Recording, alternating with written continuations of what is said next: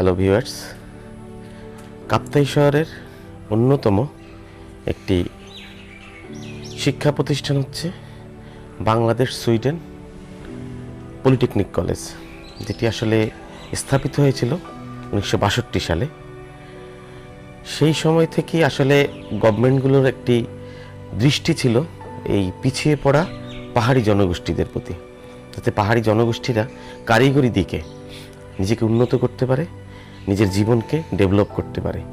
এই পাহাড়ি জনগোষ্ঠী যেখানে থাকে, যে রিমোট অঞ্চলগুলোতে, সেই অঞ্চলগুলোতে তাদের স্কুল, তাদের থাকার জায়গা থেকে, তাদের পল্লী থেকে, তাদের বাড়ির এলাকা থেকে মিনিমাম 8, 10, 20 কিলোমিটার দূরে, এবং প্রত্যেকটাই পাহাড়ি রাস্তা, হাঁটার রাস্তা, দুর্গম রাস্তা।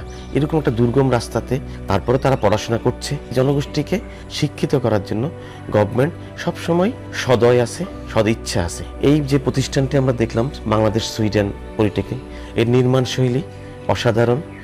এটার বয়স প্রায় 60-র কাছাকাছি, তারপরও বেশ পরিষ্কার পরিচ্ছন্ন এবং নির্মাণ শৈলী অসাধারণ।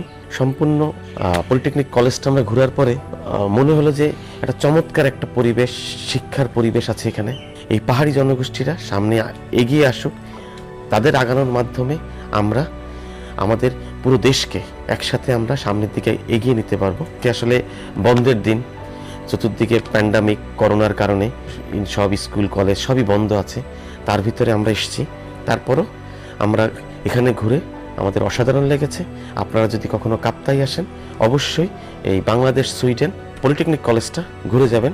60 বছরের পুরনো একটি কলেজ এবং চমৎকার পরিবেশ, আসলে নিশ্চয়ই ঘুরে যাবেন আপনারা।